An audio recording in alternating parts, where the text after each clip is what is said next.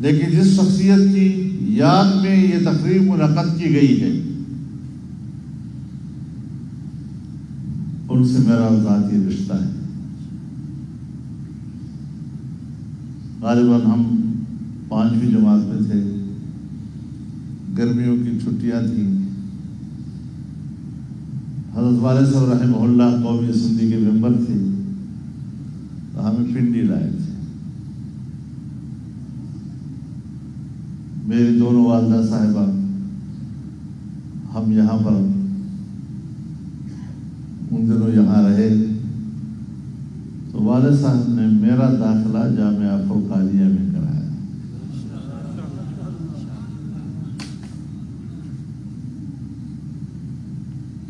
اور وہ چند مہینے میں نے اس مدرسے سے اکتساب فیض کیا ہے.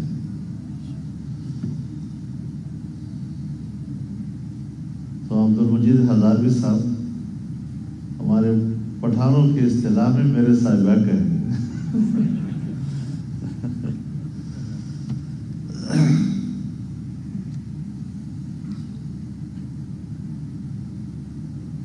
اس قسم کی تقریبات اور اس میں اپنے اکابر کے تذکرے ہمیں اپنی تاریخ کی طرف متوجہ کرتے ہیں.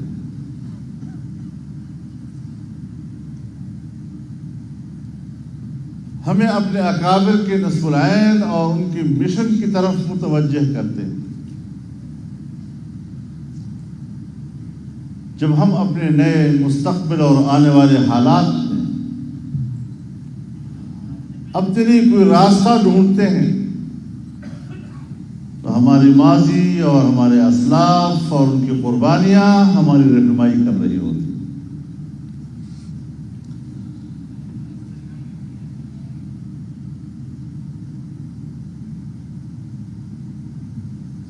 ہمارے اکابر و اسلاف کی تاریخ یہ ہے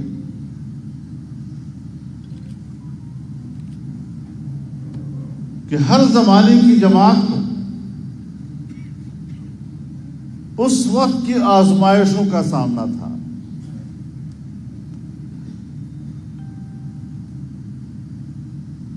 اور ان آزمائشوں کا مقابلہ انہوں نے جس بے باکی کے ساتھ، جس حکمت کے ساتھ اور جس دور اندیشی کے ساتھ کیا. ہم جو یہاں بیٹھے ہوئے ہیں یہ وہی متاع ہے جو آپ کے اور ہمارے حصے میں آئی ہے، اور ہم بھی اپنے دور کے کچھ آزمائشوں سے گزر رہے ہیں.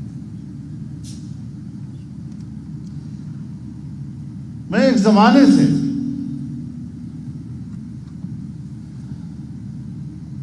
اپنے دوستوں کے سامنے جب حالات پر گفتگو آتی ہے تو عرض کرتا رہتا ہوں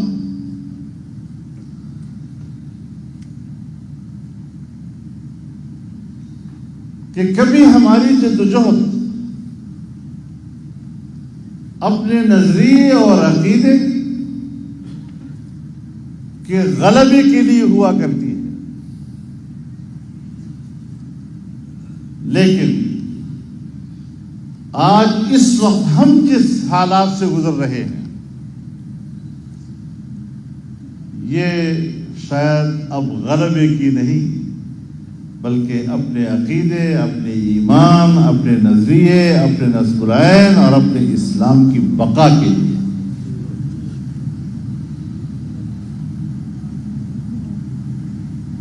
اور آج کے اس دور میں جس حکمت کی ضرورت ہے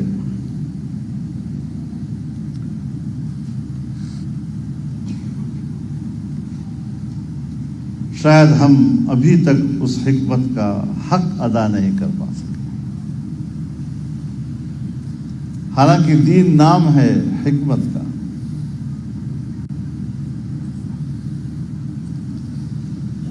ہمارے اساتذہ ہمیں 2-3 الفاظ کے معانی سکھاتے ہیں.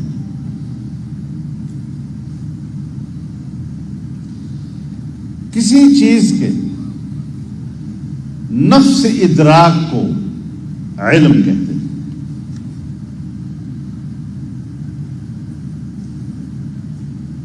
لیکن کسی چیز کے ادراک کے پیچھے جو علت کار فرما ہوتی ہے، جب ہم اس علت کو سمجھتے ہیں تو اس کو فقہ کہتے ہیں. اور جب ہمیں کسی چیز کا نفس ادراک بھی ہو جائے اور اس کے پیچھے جو علت ہے اس کا ادراک بھی ہو جائے تو پھر اس علم کو پبلک کے سامنے رکھنا، اس کا بیان کرنا، جب آپ اس کے موقع معان کو پہچان لیتے ہیں تو اس کو پھر حکمت کہتے ہیں. سو جب انسان کے اندر علم بھی ہو، انسان کے اندر فقہ بھی ہو اور انسان کے اندر حکمت بھی ہو، تو جس میں یہ تین چیزیں جمع ہو جاتی ہیں پھر اس کو عالم ربانی کہتے ہیں. تو علماء کرام کی بہت بڑی موجودگی یہاں ہے. اس حوالے سے ہمیں آج بہت سے مسائل درپیش ہیں.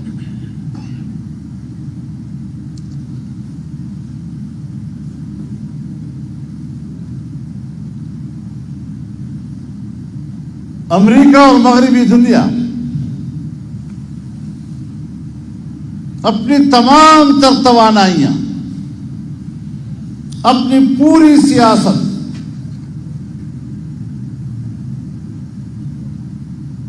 بین الاقوامی سیاسیات،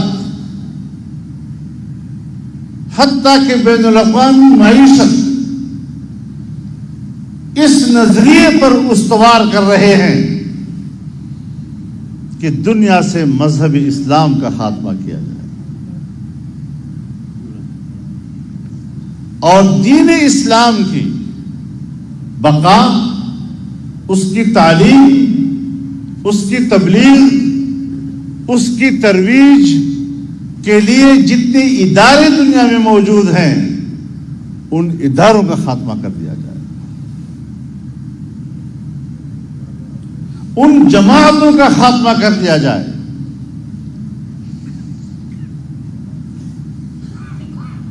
اگر ہم واقعی ان کے اس ایجنڈے کو اور اس ایجنڈے کے پیچھے ان کی حکمت عملی کو اور ان کے اہداف کو صحیح معنوں میں سمجھ لیں تو پھر میں ایک بات آپ حضرات کے سامنے کہنا چاہوں گا کہ پھر بندوق اٹھا کر لڑنے والا اس کا دشمن نہیں، بلکہ حکمت و سیاست کے ساتھ اس کے دجل کا مقابلہ کرنا اور اس کے ایجنڈے کو ناکام بنانے والا مولوی اور سیاستدان اس کا دشمن ہے. سو ہم بھی ان کو جانتے ہیں اور وہ بھی ہم کو جانتے ہیں.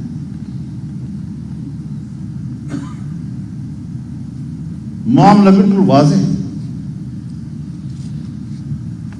ہم آپس میں بیٹھے ہیں، ہماری سیاست میں مفادات کی سیاست بھی ہوتی ہے. ہمارے سیاستدان مفاد پرست بھی ہوتے ہیں، اقتدار پرست بھی ہوتے ہیں. ایسے عیب ہیں جو چھپانے سے چھپائے نہیں جاتے، لیکن کسی بین الاقوامی ایجنڈے کے تحت ان کا مشن لے کر اگر اقتدار تک کسی نے رسائی حاصل کی ہے یا اقتدار تک اس کو رسائی دینے کے لیے بین الاقوامی لابی اور اندر کی قوتیں استعمال ہوئی ہیں تو یہی حکومت تھی کہ جس نے پاکستان کے خاتمے کو اپنا ایجنڈا بنایا. سو آج نشانے پر کیا ہے؟ نشانے پر آپ کا آئین ہے جو آپ کے اس وطن عزیز کو اسلامی شناخت دیتا ہے. اس کے نشانے پر آپ کی وہ تہذیب ہے جس کو آپ اسلامی تہذیب اور مشرقی تہذیب کے لفظ سے تعبیر کرتے ہیں.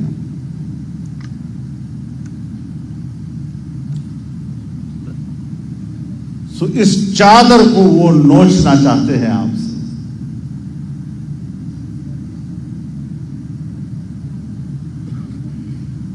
اور پھر آئین کے بارے میں اور اس کی جو اہمیت ہے اس کے بارے میں آپ خود جانتے ہیں کہ آئین میثاق ملی ہے.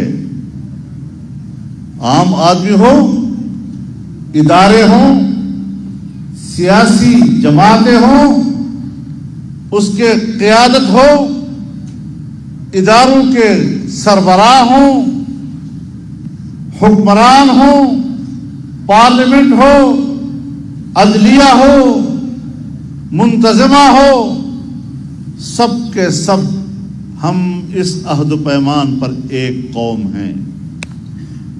اور اگر آئین بیچ میں نہیں ہے تو پھر اس قوم کو مجتمع کرنے کے لیے آپ کے پاس کوئی دستاویز موجود نہیں. پھر سب چیزیں زبانی کلام میں ہو جائیں گی. یہ وہ بنیادی چیز ہے کہ جو قوم کو ایک پلیٹ فارم پر رکھ سکتی ہے.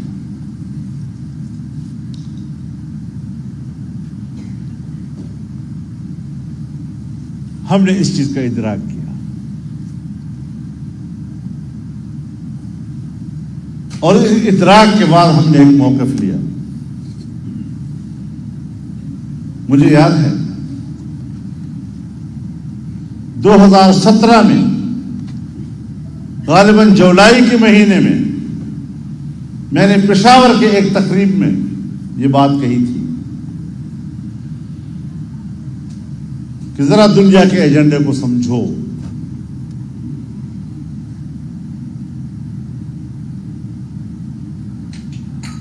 نائن 11 کے بعد امریکہ اپنا نظریہ دے چکا ہے کہ 21ویں صدی میری ہے اور اس میں اب نئی جغرافیائی تقسیم میرے مفادات کے تابع ہوگی. اور امریکہ کی خارجہ پالیسی کی بنیادیں دو چیزیں ہیں. ایک انسانی حقوق اور اس کے لیے اس کا نظریہ یہ ہے کہ اس کے لیے کوئی سرحدات نہیں ہے اور دنیا میں کہیں پر بھی انسانی حق کا مسئلہ پیدا ہوگا ہم وہاں پر فوجیں اتارنے کا بھی حق رکھیں گے. انسانی حقوق کے بارے میں اس کی تعریف، اس کی تشریح اس کی اپنی مرضی.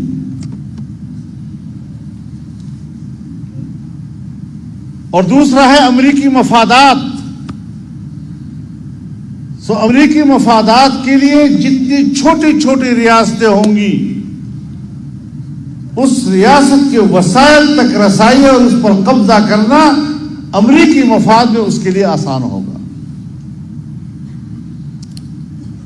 تو میں نے کہا اس نظریے سے اگر ہم واقف ہیں تو اس کی ترتیب کیا ہوگی؟ اس کی ترتیب یہ ہوگی کہ ریاست میں پہلے سیاسی عدم استحکام پیدا کرو اور جب سیاسی عدم استحکام پیدا ہو جائے تو پھر معاشی عدم استحکام پیدا کرو اور جب افراتفری ہو سیاسی لحاظ سے، معاشی لحاظ سے ملک دیوالیہ ہو جائے تو پھر اس ملک کے اندر بغاوتیں کھڑی ہوتی ہیں اور اس ملک کی تقسیم کے اسباب پیدا ہو جاتے ہیں. سو میں نے کہا کہ یہ پاناما کا جو مسئلہ آیا ہے یہ سیاسی عدم استحکام کے لیے آیا ہے، اور جب یہ عدم استحکام ملک میں آ جائے گا اس کے بعد اگلا ایجنڈا معاشی عدم استحکام کا ہوگا، جو آپ حضرات نے عمرانی حکومت کی صورت میں دیکھ لیا ہے۔ تو اس ترتیب سے چل رہے تھے، اور خطے میں پاکستان کو نشانہ بنایا انہوں نے۔ پہلے افغانستان، لیکن افغانستان میں ناکام ہو گئے۔ وہاں تمدنی ماحول پر قبائلیت غالب ہے، تو وہاں کی اسٹریٹجک پالیسی مختلف ہوگی۔ لیکن پاکستان میں قبائلیت کے اوپر تمدن غالب ہے، یہاں آئین ہے، یہاں ادارے ہیں، یہاں اسٹیبلٹی ایک طرح کی ریاستی موجود ہے۔ تو ہم نے کہا کہ ایک جگہ تو گھر ہی نہیں ہے، تو پھر گھر کو تعمیر کرنا پڑتا ہے، اس کے لیے جو اسباب ہوتے ہیں وہ اکٹھے کرنے پڑتے ہیں۔ لیکن اگر گھر موجود ہے، مکان موجود ہے، بنا بنایا، اور اس میں خامی پیدا ہو جائے تو اس خامی کے لیے گھر نہیں گرائے جاتے، خامی دور کی جاتی ہے۔ تو پاکستان کے لیے ہماری حکمت عملی یہ ہوگی کہ ہم اگر اپنے وطن میں کوئی خامی اور کمزوری دیکھتے ہیں، اس کی اصلاح کے لیے توانائیاں ہم صرف کریں، ایسے پالیسیاں نہیں بنائیں گے کہ جس سے میرے ملک کی بنی بنائی عمارت ہی گر جائے۔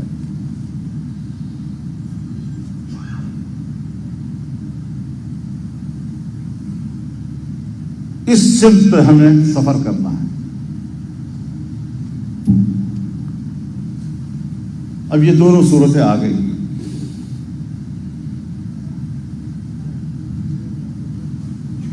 سو جو ہمارے ہاں سیاست میں مفاد پرستی ہوتی ہے وہ لوکل چیز ہے، لیکن گزشتہ 3-4 سال میں یا جو اس وقت 5 سالہ چل رہا ہے، یہ بین الاقوامی ایجنڈے کے تحت چل رہا ہے،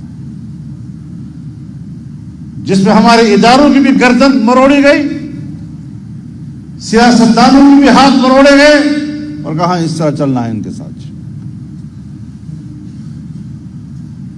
ہماری صحافت، ہماری سیاست، ہماری معیشت، سب کچھ ایک لائن پہ ڈال دی گئی۔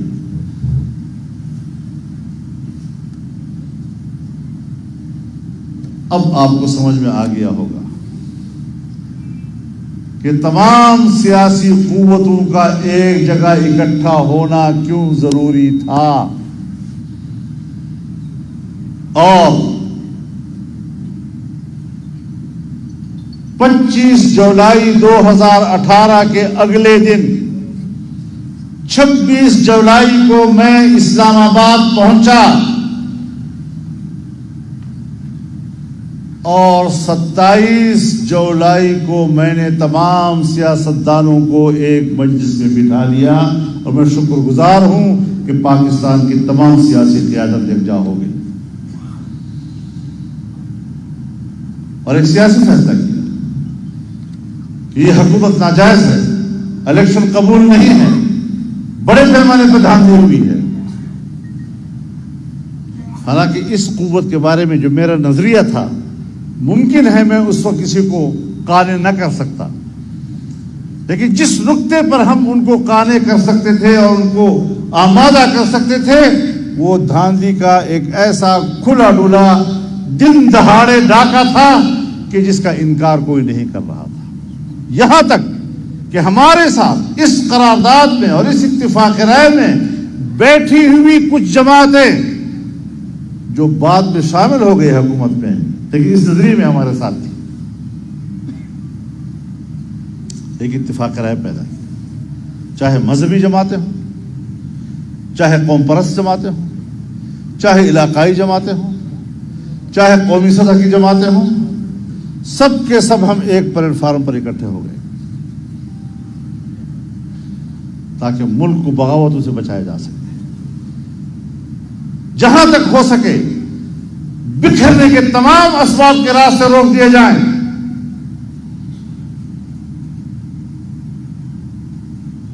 اور ہم نے تحریک چلائی۔ میرے ساتھیوں، تحریک کی حکمت عملی پر ہماری رائے شاید قبول نہ بھی ہوئی، لیکن ہم نے اس بات کو اہمیت دی کہ اتفاق رائے ہر صورت میں رہے۔ اس سیاسی اتحاد میں تھوڑی بڑی توڑ پھوڑ بھی آتی رہی، لیکن ہم نے دور نہیں جانے دیا کہ ہدف ایک رکھو۔ اگر آپ کا ہدف تقسیم ہو گیا تو پھر اس کے بعد اس ملک کے مستقبل کا کوئی، اب آپ مجھے بتائیں کہ اگر نتیجہ آئین ہو، اگر ہدف مذہب ہو، تو کیا آئین کے اسلامی حیثیت ہدف ہوگا یا نہیں ان کا؟ آئین کے اسلامی دفعات جو آپ کے ملک کو ایک دستوری حیثیت دیتے ہیں مذہب کے حوالے سے، کیا اس کا خاتمہ ہوتا یا نہ ہوتا؟ اگر ہمارے آئین میں اسلامی دفعات ہیں، ناموس رسالت کا تحفظ ہے، عقیدہ ختم نبوت کا تحفظ ہے، کیا ہم اب بھی اس کے انتظار میں ہوں کہ ہاں کنفرم کر لیں کہ ہے یا نہیں؟ اس سے بڑھ کر سادگی اور نہیں ہوگی۔ پھر اس خول سے ہمیں اب نکلنا ہوگا، سارا ایجنڈے میں تھا۔ اور معاشی انحطاط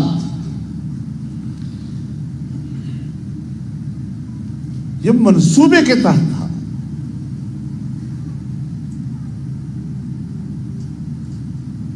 اور سب چیزیں اب سامنے آ رہی ہیں۔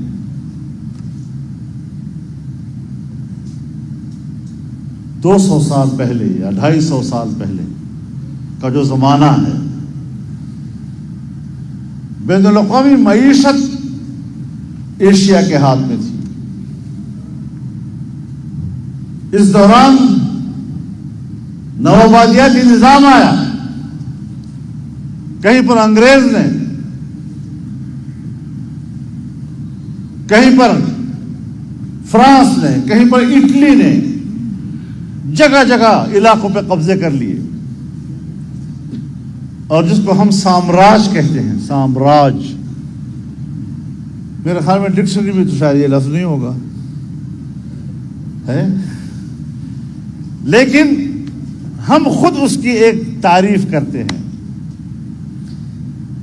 کہ کسی ریاست کی معیشت پر قبضہ کر کے اس کو سیڑھی بنا کر اس کی اقتدار پر قبضہ کرنا، اسے سامراجیت کہتے ہیں۔ یہی ہمارے ساتھ ہوا ہے۔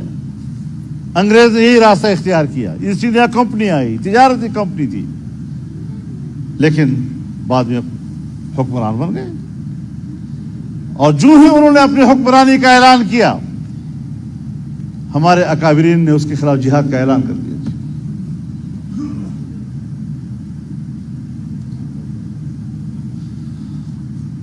اب ایک نئی دنیا وجود میں آ گئی۔ 9/11 کے بعد وہ جو ایک یک محوریت تھی کہ روس ختم ہو گیا، اب دنیا یک محور ہو گئی، اور دنیا کی معیشت ایک ہی قوت کے ہاتھ میں ہوگی، سیاست ایک ہی قوت کے ہاتھ میں ہوگی، وہی ہماری جغرافیائی تقسیم کا فیصلہ کرے گا، ہمارے نئے مستقبل کا فیصلہ کرے گا۔ تھوڑی ہی عرصے میں بہت محنتیں ہوئی اور دوبارہ اس کو کثیر المحوریت کی طرف لے جانا پڑا۔ چنانچہ روس کے خاتمے پر جو سرد جنگ ختم ہو گئی تھی، آج چین کی قیادت میں ایشیا نے دوبارہ اپنی سرد جنگ کا آغاز کر دیا ہے۔ پاکستان کے راستے سے دنیا کے ساتھ تجارت کا پہلا راستہ پاکستان تھا، اور سوویت یونین کی شکست کے بعد اس فارمولے پہ کام ہونے لگ گیا۔ پاکستان پر اعتماد تھا کہ یہ چین کا اتنا قریبی دوست ہے کہ دنیا کے ساتھ میری تجارت کی شاہراہ بننے کے بعد کم از کم پاکستان مجھے نقصان نہیں پہنچائے گا۔ جاپان کے سمندروں میں ان کو خطرہ تھا، ابنائے ملاکا کے راستے سے تجارت کرنے میں ان کو انڈیا کا خطرہ تھا، لیکن پاکستان کو محفوظ راستہ سمجھتا تھا۔ اس پر کمٹمنٹ تھی ہم سب کی، لیکن ایسی قیادت کو پاکستان پر مسلط کیا گیا کہ جس کا ہدف چین کی تجارتی راستے کو روکنا تھا۔ سپیک ایک سڑک کا نام نہیں ہے، ایک شاہراہ کا نام نہیں ہے، ایک پیکج کا نام ہے جس میں آپ کی معیشت، آپ کی توانائی، آپ کی انرجی پاور کو بڑھانا اور بین الاقوامی تجارت سے پاکستان کو وابستہ کرنا، اس عظیم منصوبے کو ناکام بنانا، یہ پاکستان کو معاشی لحاظ سے کمزور کرنا تھا۔ کتنے بڑے بڑے منصوبے جو اب تک پتہ نہیں کہاں پہنچ چکے ہوتے۔ اور ایک چیز میں آپ کو بتانا چاہتا ہوں کہ وہ گوادر کہ جس کی بندرگاہ کے بارے میں کہا جاتا تھا کہ پوری ایشیا کا گہرے ترین سمندر ہے اور دنیا کا بڑا سے بڑا جہاز یہاں آ کر رک سکتا ہے، کراچی سے بھی گہرا، چابہار سے بھی گہرا، بندر عباس سے بھی گہرا، دبئی سے بھی گہرا، جدہ سے بھی گہرا، اتنا ڈیپسٹ سی جو اس پورے ایشیا میں تصور کیا جاتا تھا، آج آپ جائیں اور اس سمندر پہ کھڑے ہو جائیں، اس کی سطح مٹی آتے آتے 11 فٹ رہ گئی ہے۔ اب تباہ و برباد کر دیا انہوں نے ہمارے اس پورے منصوبے کو۔ اب یہ اگر سب اکٹھے نہ ہوتے، ایک قومی وحدت وجود میں نہ آتی، ہم اس ایجنڈے کے خلاف جہاد نہ کرتے، اور اگر مزید، میں سالوں کی بات نہیں کہتا، چند مہینے بھی مزید یہ حکومت برقرار رہتی تو شاید آج آپ ملک کو دعائے خیر کہہ رہے ہوتے۔ لہذا ہم نے جو تحریک چلائی پاکستان کی بقا کی چلائی ہے، پاکستان کی آئینی شناخت کی چلائی ہے، لیکن بہت سی چیزیں ہم گنوا بھی چکے ہیں۔ ہماری تہذیب بری طرح متاثر ہوئی ہے۔ ایک طرف آپ کے این جی اوز ہیں، آپ کا مدرسہ این جی او ہے جو بچوں کی تعلیم اور ان کی کفالت کرتا ہے، خیراتی ادارے ہیں آپ کے، ایک طالب علم کو کتاب بھی مہیا کرتا ہے، کمرہ بھی مہیا کرتا ہے، چارپائی بھی مہیا کرتا ہے، بستر بھی مہیا کرتا ہے،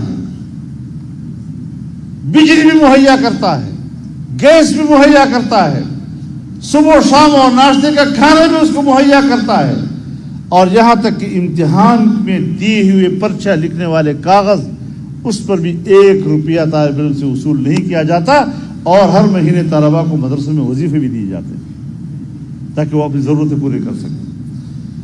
دنیا میں اس طرح کی رفاہی ادارے کا کوئی تصور موجود نہیں ہے۔ اگر ایک این جی او آپ کے گاؤں میں، آپ کے علاقے میں کوئی رفاہی کام کرے تو 80% اگر اس نے خرچ کرنا ہے تو 20% آپ نے بھی حصہ ڈالنا ہوتا ہے۔ ایک میرا مدرسہ ہے کہ جس میں پڑھنے والے کو 1 روپیہ کا حصہ بھی ڈالنا نہیں پڑتا۔ اس ادارے کے درپے کیوں ہو گئے؟ اور ایسی این جی اوز کہ جو صرف اس بات کے لیے تشکیل دی گئی ہیں کہ وہ ہماری تہذیب کے خلاف آواز اٹھائیں گے، ہماری نئی نسل کو تباہ کریں گے۔ اور میرے سامنے اس کا اعتراف ہوا ہے، میرے سامنے، کہ ہم نے خیبر پختونخوا کی حکومت اس لیے ان کے حوالے کی ہے کہ پشتون بیلٹ میں مذہب کی جڑیں گہری ہیں، اور مذہب کی ان گہری جڑوں کو اکھاڑنے کے لیے اس سے زیادہ موضوع شخص ہمارے پاس نہیں تھا۔ یہ میرے سامنے کا اعتراف ہے۔ ان چیزوں سے خدا کے لیے آگاہی حاصل کریں. آج ہم نے کچھ جزوی کامیابی حاصل کی. جس دلدل میں قوم اتر گئی تھی اور خاص طور پر معاشی حوالے سے، اب اس دلدل سے نکالنا میرے خیال میں نکالنے میں زیادہ وقت لگتا ہے، لیکن عام آدمی تو بھوکا ہے. بھوک والا تو یہ بات سننے کو تیار نہیں ہے جی کہ صبح تک انتظام کرو. تو عام آدمی کا رونا دھونا اور شکایت کہ جی پہلے بھی یہ حالت تھی، اوذینا من قبل ان تأتینا ومن بعد ما جئتنا. تو یہ شکایت جو ہے یہ تو اپنی جگہ پر ہے، لیکن ہم نے ان حالات سے نکلنا ہے، اس دلدل سے ہم نے نکلنا ہے. اور ابھی بہت سی چیزیں داؤ پہ لگی ہوئی ہیں حضرت. ابھی بھی آپ کا آئین داؤ پہ لگا ہوا ہے. ابھی بھی IMF کا دباؤ اور پریشر آپ کے اوپر اسی طرح چل رہا ہے. اور فارن فنڈنگ کیس کیوں لمبا ہوتا جا رہا ہے کہ جس کے نتیجے میں وہ نااہل، اس کی پارٹی نااہل ہو سکتی ہے. کوئی پریشر تو ہے نا بین الاقوامی کہ جس کے تحت اس کیس کو لمبا کیا جا رہا ہے اور فیصلہ نہیں دے پا رہے ہم لوگ. اور آپ کا 8واں پروگرام داؤ پہ ہے. اب اس چیز کو بھی ہمارے تمام سیاستدانوں نے سوچنا ہے، ہمارے قوم کے ہر فرد نے سوچنا ہے، ہمارے تمام اداروں نے سوچنا ہے. یقیناً ہمیں ایک اسٹیبلشمنٹ سے شکایت تھی، لیکن جب اس نے اپنے غلطیوں کا ازالہ کرنے کا فیصلہ کیا تو آج کل ہماری شکایتیں تھیں. میں نے ایک مہینہ پہلے یہاں پشاور کے بڑے جلسے عام میں یہ بات کہی کہ مجھے سمجھ میں نہیں آ رہا کہ پاکستان کا اشرافیہ، ایلیٹ کلاس، اس کا ریٹائرڈ جنرل، ریٹائرڈ جج، ریٹائرڈ بیوروکریٹ، وہ کیوں ناراض ہے. اس کے گھروں کے اندر ہماری آنٹیاں وہ کیوں اپنے آنسو پونچھ رہی ہیں اس کے جانے پہ. اس کا معنی یہ ہے کہ ہمارے ملک کے اندر کی یہ قوتیں بین الاقوامی نیٹ ورک سے وابستہ تھی. یہ تو میں نے بات کہی تھی. پھر آپ نے دیکھا اسلام آباد کے پریس کلب کے سامنے وہ لوگ آئے یا نہیں آئے. یہ وہی لوگ تھے جن کا اپنی قیادت پہ دباؤ آ گیا اور وہ ابھی تک برقرار ہے، ایسا نہیں کہ ختم ہو چکا ہے. تو اس ساری چیزوں کو ہمیں دیکھنا ہے اور پھر ہمارا فرض بن جاتا ہے کہ اگر ہمارے ملک کی ادارے یہ ادراک کر چکے ہیں کہ ملک جا رہا ہے اور سیکورٹی کی ذمہ داری تو ہماری ہے، تو اس ادراک کے بعد اگر وہ اپنا فرض نبھانا چاہتے ہیں ہم ان کے پشت پہ کھڑے ہو جائیں گے. کوئی عیب کی بات نہیں.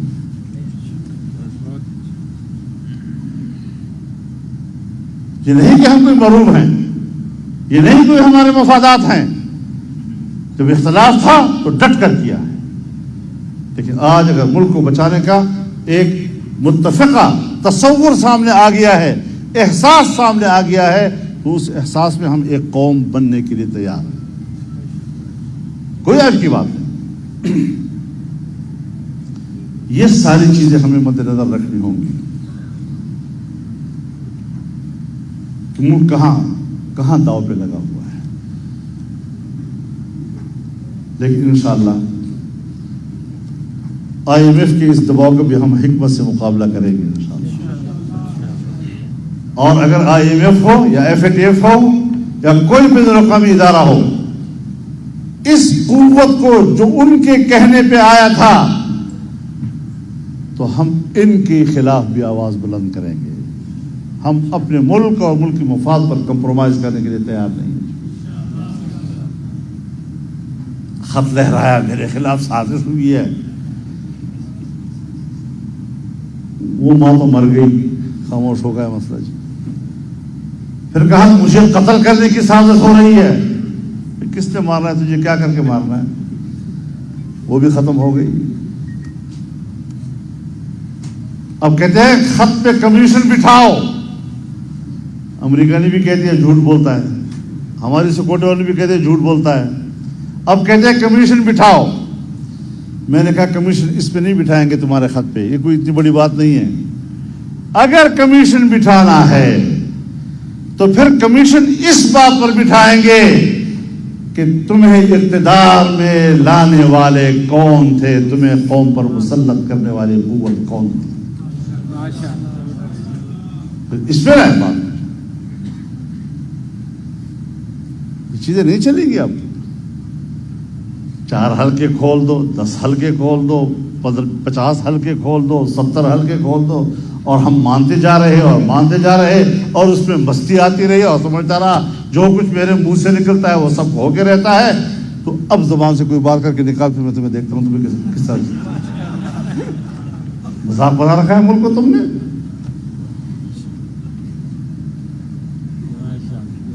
یہ جو چند دن آپ شور شرابہ دیکھ رہے تھے نا, تو میں نے اس کو بھی کہا تھا کہ پہلی بات تو یہ ہے کہ اپنوں کو مردے پر نوحہ کرنے کا حق حاصل ہے. اور پھر میں نے یہ بھی کہا تھا, کہتے اجتماع بڑا ہو گیا, جلسہ بڑا ہو گیا. میں نے کہا میت کے اوپر 1 کروڑ لوگ بھی اکٹھے ہو جائے اس کو دوبارہ زندہ نہیں کر سکتے. اس حوالے سے بے فکر رہو. الحمدللہ ابھی ہم زندہ ہیں, مدد اللہ کی ہے, اور اس ملک کو بھی بچانا ہے, ملک کے نظریے کو بھی بچانا ہے.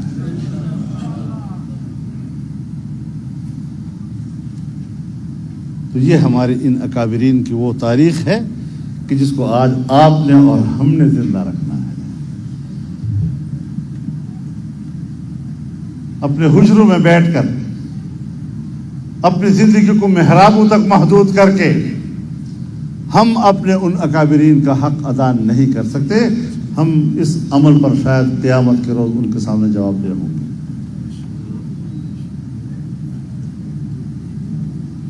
ہم نے چلنا ہے. عام امتی تو یہ کہتا ہے نا کہ میں اپنی کالے کرتوتوں کی وجہ سے اپنے رسول اللہ کے سامنے کیسے پیش ہوں گا, کیسے منہ دکھاؤں گا. اور میں نے کہا حضرت رسول اللہ صلی اللہ علیہ وسلم کا مقام تو پورے کائنات میں سب سے بڑا ہے. ہم تو حضرت شیخ الہند کو جواب دینے کے قابل نہیں ہوں گے. ہم تو حضرت شیخ الاسلام کو جواب دینے کے قابل نہیں ہوں گے. ہم تو مفتی محمود کو جواب دینے کے قابل نہیں رہیں گے.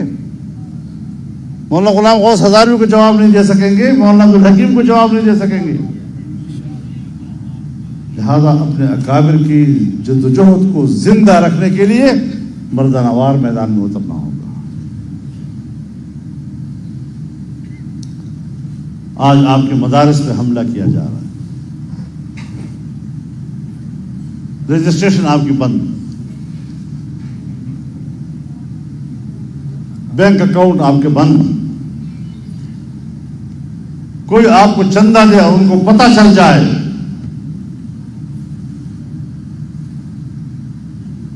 تو ان کے پیچھے لگ جاتے ہیں.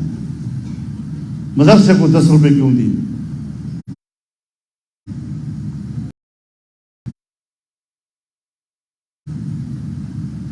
مدرسوں پہ چھاپے, سلسلے اب بھی جاری.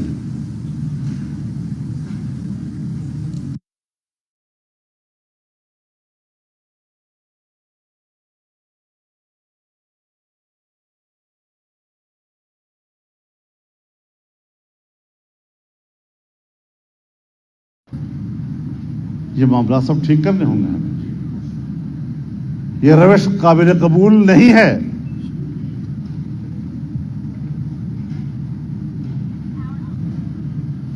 مولانا تقی عثمانی صاحب دامت برکاتہم تشریف لائے تھے تو پتہ چلا کہ وہ پشاور آئے تھے.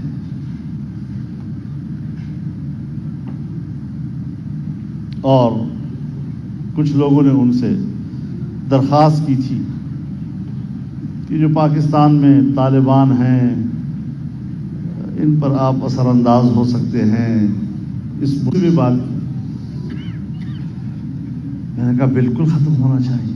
جو ہم سے ہو سکے ہم کرنے کو تیار، لیکن اتنا تو ہمیں پوچھنے کا حق حاصل ہے نا کہ جس کو آپ دہشت گرد کہتے ہیں، جو دہشت گرد ملک کے لیے درد سر ہے، ملک کی سلامتی کے لیے خطرہ ہے، یہ مدرسے نے پیدا کیا ہے. ان مدرسوں میں شدت کے اسباق پڑھائے جاتے ہیں، ان مدرسوں میں انتہا پسندی پڑھائی جاتی ہے، انہی مدرسوں سے دہشت گردی پیدا ہوتی ہے، انہی مدرسوں پہ ہمیں تحفظات ہیں. ان کے رجسٹریشن بند کرو، ان کے بینک اکاؤنٹ بند کرو. تو میں نے کہا پہلے مجھے ملک کا وفادار تو تسلیم کرو تاکہ میں اس پہ اثر انداز ہوں. اس ساری دہشت گردی کا ذمہ دار بھی میں، اس کی ذمہ دار بھی مدرسہ، اور اس کو پڑھانے والا بھی مدرسہ، دہشت گردی سکھانے والا بھی مدرسہ، بندوق کندھے پہ اٹھانے والی تعلیم بھی مدرسے نے دی، اور مدرسے سے کہا جا رہا ہے کہ آئیے میرا سا مسائل کرو. اس طرح سودے نہیں چلتے. ہم بالکل تیار ہیں. ہمیں ملک میں امن چاہیے. امن کے بغیر اقتصادی ترقی نہیں ہو سکتی. چنانچہ امن اور معیشت دونوں ایک دوسرے سے وابستہ ہیں، اور اس حوالے سے ہم ملک کے معاملات کو ٹھیک کرنا چاہتے ہیں، لیکن معاملات کو سنجیدگی سے لیا جائے.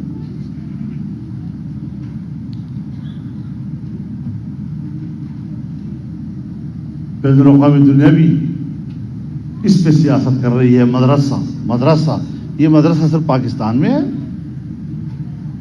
یہ مدرسہ وہی مدرسہ ہے جو ہندوستان میں ہے. وہاں تو آج بھی رجسٹریشن شرط نہیں ہے. پاکستان میں ضروری قرار دیا گیا.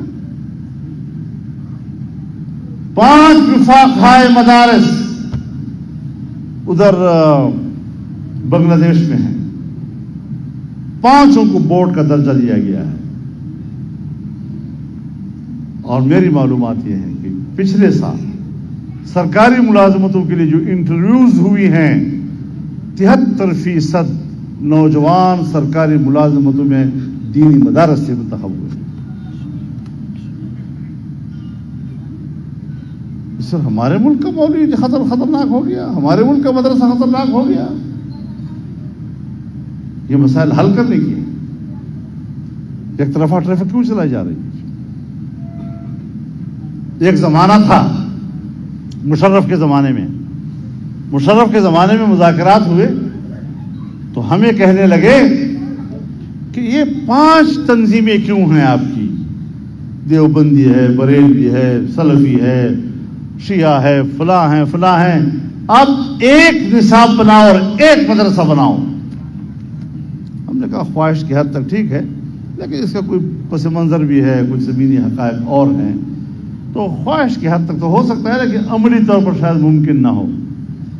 اب ایک زمانہ وہ تھا جب ہمیں کہا جا رہا تھا کہ ایک مدرسہ بناؤ، اور ایک زمانہ آج ہے عمران خان کا کہ جس میں 5 کے مقابلے میں 15 نئے مدرسوں کے تنظیمیں بنائی گئی،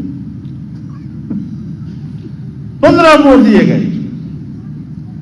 اب آپ اس سے اندازہ لگائیں کہ یہ اپنی گفتگو کرنے میں سنجیدہ کتنے ہوتے ہیں، کیا مقاصد ان کے ہوتے ہیں. لہذا یہ ساری چیزیں ہمارے مد نظر ہیں.